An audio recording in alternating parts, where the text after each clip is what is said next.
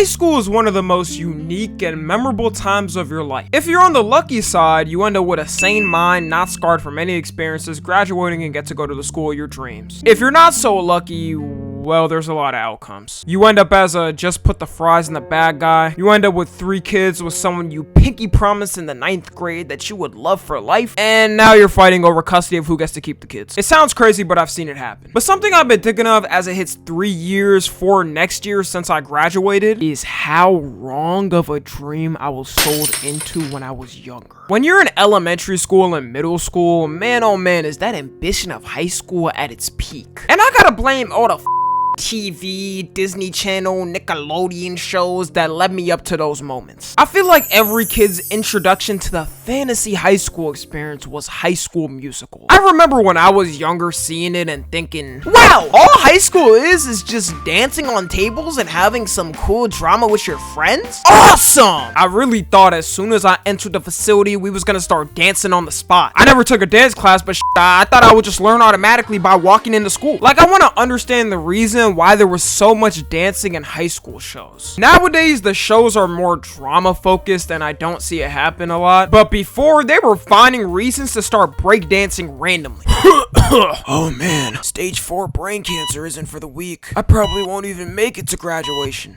Don't worry, Billy, as you know what we always say. If you have cancer today, call us dancers to save the day. Ain't no one had that type of energy at 7 a.m. in the morning. Like, were y'all up till 6 just practicing the routine before you got in the school? Or did everyone perfectly naturally align to do the exact same dances at the exact same time? Ugh, Tommy, it's just a show. Shut up, should answer the question. It's also funny looking back at the shows because you could tell when they couldn't find someone young to play the role. The victorious ones were the most hilarious because it would be so obvious it wasn't a teenager. Like, they don't even hide it. Who is this grown ass with a full beard? He looks like he got a clock in the warehouse job in about 10 minutes. And do you notice anything about this scene? Only that somebody's mother got put in as the actor instead of them. Like, lady, this weak ass bow tie isn't making you look any younger. I refuse to believe they couldn't find someone at a younger age in Hollywood, the place of actors, to simply be a background character and mumble some words. They just felt lazy and didn't feel like paying them like they do to their writers. It's also weird to me how none of the characters get dress coded on anything. And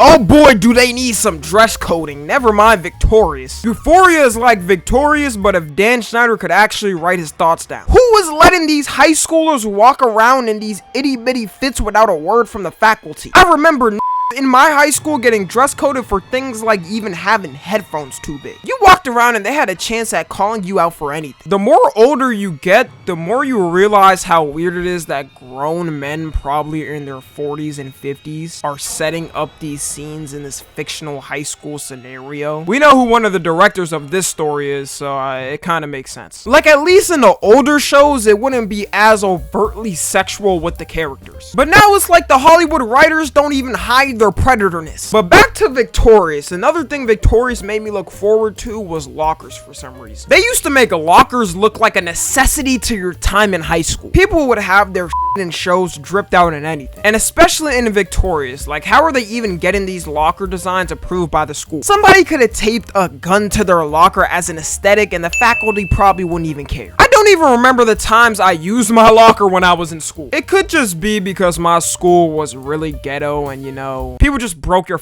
locker at random times for fun. Like, okay, I'm not giving any criminal advice, YouTube, just to make sure, but a lot of the old lockers, you could really just use a credit card and swipe that and just open it. But regardless, the image they make of the locker experience is so big for no reason. In a show, I'll see them casually hanging out at their lockers the whole time just talking, like, y'all don't got class? I wouldn't even have time to visit my locker in between my classes. How are y'all getting all this time? Time just slows down when they're at their lockers, I guess. One thing these shows do somewhat get right is the popular kids. Like, the popular kids tend to be the athletes and the sports players and the cheerleaders and whatnot. But what they don't talk about is the absolute downfall of these kids. At this point, we've all heard of peaking in high school, and it genuinely is one of the saddest things that can happen to you. Like, I'm glad I wasn't even close to the calibers of peaking, because after high school, seeing the downfall of kids that used to be at their top notch is just sad. All you see in these shows is how cool and great the experience is for the popular kid. Their cool little petty dramas between their friend groups and stuff. All the great parties they went to and through, which is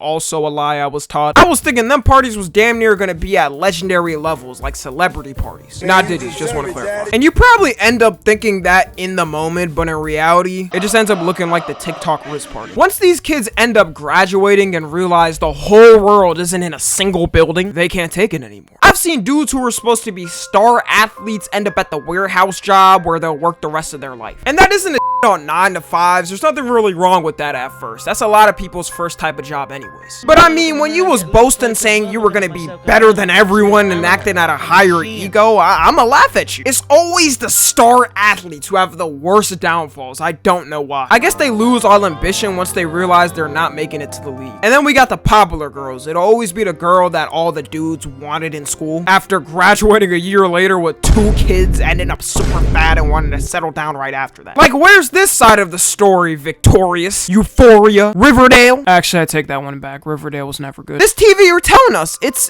a lie. Maybe try to help these kids by stopping the path they're heading to, because it's not gonna be fun for them. It's rare I've seen someone's high school popularity translate to college, because newsflash, is grown and no one cares. We got things to do. It's also funny in these shows how they treat certain positions in school like you need to get it or you failed at life. I don't know where the whole prom king and queen thing came from, treating it like if you got it you would become a part of the royal family. There's always some super big drama leading up to it for some reason in shows. Like everything builds up straight to the moment of the dance where everything's either gonna get solved or get worse.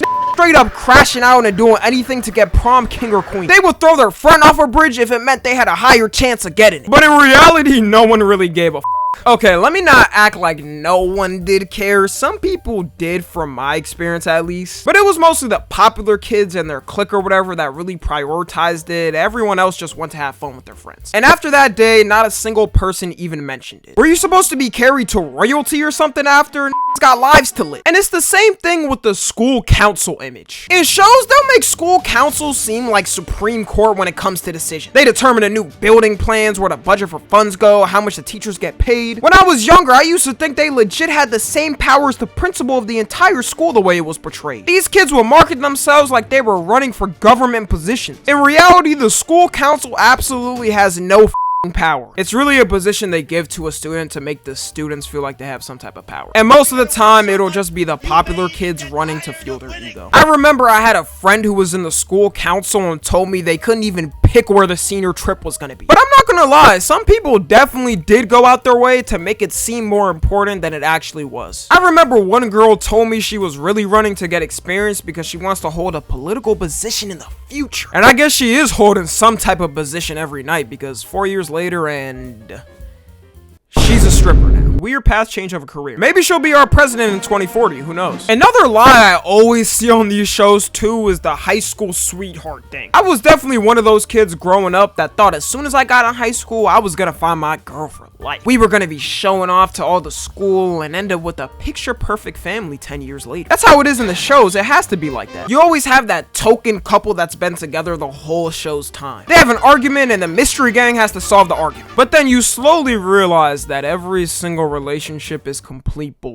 Like, if you're in high school right now and sad because it seems like everyone is cuffed up together and you're not, I'm telling you right now that does not matter at all. My image of love died as soon as I realized that all of it was a fabrication. High school relationships is the most immature and dumbest ever. It makes me glad I wasn't in one in high school, because I know I would have done some cringy that I would still be cringing at today. And I realized this when I was already in school. Like, I remember a couple broke up over someone following somebody else. I know one single couple from high school that's still together, and that's it. And even if they are together until college, once they see a new set of people, it's GG's for the other person. Right then, it's just a competition of who's gonna break up first with the other one. It's like that meme of Andy throwing away Woody. Better they break up now than cheat on each other. A real relationship is when you actually have to take on adult responsibilities and balance it. So to wrap it up, all the shows that lied to me about this wonderful fantasy experience, you. Follow me on Twitter, Instagram, and TikTok. As always, I love you guys consensually. And until next time,